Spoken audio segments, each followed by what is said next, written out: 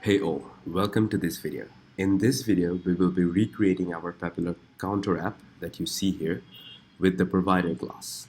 Now, provider is a solution that if we come here and search for provider example, provider is basically a state management solution. In Flutter, perhaps if I open this up or this one, let's say I have an image that I want to use here, and the image is here in my catalog. So if I want to use it here, I have to pass the image from here to my list item number 1, and then list item number 2, and then list item number 3. Now that is a big hassle solution. Now what provider itself does is, if we see this image, we attach our provider on a topmost level of the widget tree, from where we can pass the required parameter to our desired widget. So with that being said, let's go back to our app where we have our default app, and let's remove everything, leaving the import line and our void main. Let's make a stateless widget and let's name it my app. Let's change the container to a material app. Let's pass a home to the material app, and let's name it counter app. Now we need another widget. Let's make a stateless widget. Let's name it counter app. Now this counter app widget needs to return a scaffold in order for us to have a scaffold with an app bar.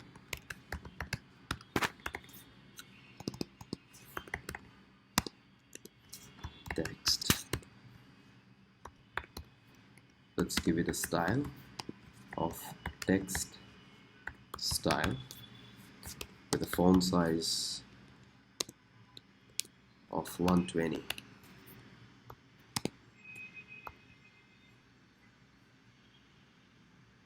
Now after the app bar, oh my bad, let's get this text. Let's pass a new text. Let's name it counter app. And after the app bar, we have a body where I want to center with the child of that text. Alright. Now the provider solution. If I go to pub.dev, here I can search for provider and let's click enter. Let's go to the provider here, go to installing. Here we have provider 6.0.1. If we copy this, come back to pubspec.yaml, and if we paste it under Cupertino icons and save it, now our project has this package available. With that, now I want to make a provider model here, so let's come to lib and let's make a new file, and let's name it counter underscore provider.dart. Inside it, let's import material dart first. Now traditionally we make classes like this: class counter provider and then a second bracket where we write everything, whatever we need. Here, however, we need to do something different. When we want to use provider with a class, we have to name the class, then our class name counter provider, and then we need to call with change notifier. Change notifier notifies where the state of the widget needs to change. Here we have an int underscore counter equals to 0. Underscore because I do not want this variable to be accessible from any other file, only this class here. So to get the value of this variable in some other widget, we need to call a getter. So int get counter first bracket second bracket. You see this name here doesn't have any underscore because this getter should be accessible from other place. And here we can return our counter. Now a shorter version to do exactly this is here, int get counter, just return me the counter. Alright, so this is the longer version, this is the shorter version. Let's get rid of this one. Now we need a function, void increment counter, first bracket, second bracket, and here we need to do our variable plus plus. And lastly, we need to do a notify listener. Notify listener because whenever we will be tapping into this function here, after the counter has been updated to 1, 2, 3, we want the widget who's using this counter to be notified and update again. Now with that, let's go to main.dart, and now we have to attach our provider in the topmost place of this project. So in our case, our topmost level is this app, material app. So let's wrap it with a center, and then let's change the center to a change notifier provider. Change notifier provider has a create where we have to pass a context, and the context will refer to our counter provider class. With that, we can come down to this text where we want to listen to the changes to the variable and the changes. So we can take this text here, just the text, cut it, and call consumer. Consumer is a generic class that listens for changes, and the generic class has to be mentioned. It is listening to which class. The consumer class will be listening to the counter provider for us, and then consumer has a builder.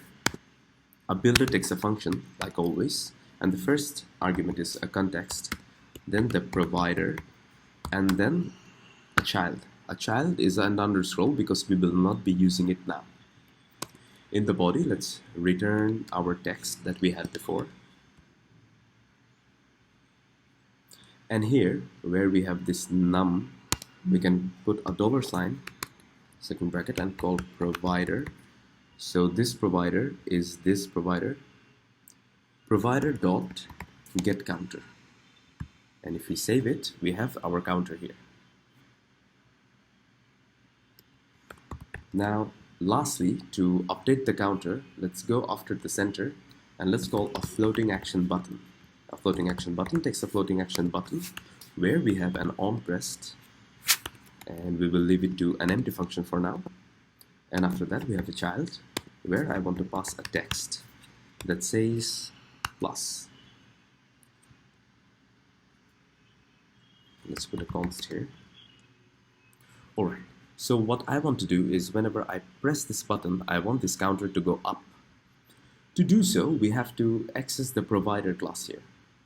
I can either come to this body and write provider dot off context, and off should be referring to our counter provider because this is a context of what? This is the context of counter provider. Dot increment counter. Now if I save it, you see we can, and let's restart.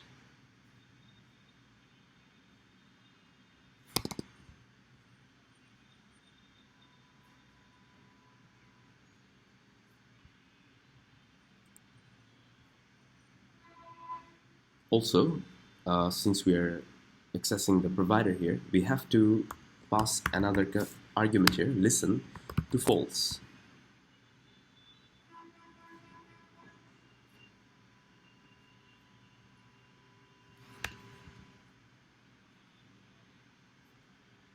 Now it's going up. Now this is one approach. Now what if we had another button? For example, if we had a decrement and we had another button and we want to pass the same. So we could just shorten this place here. What we could do is we could come to our build method and make a final provider variable equals to provider dot off counter provider context, and also set listen to false while we are here. Now we could just take this variable here,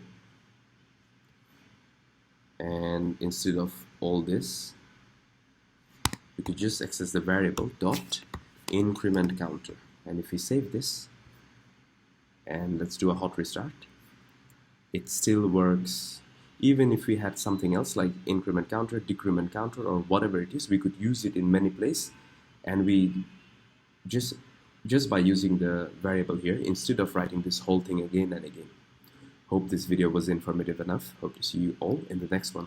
Peace.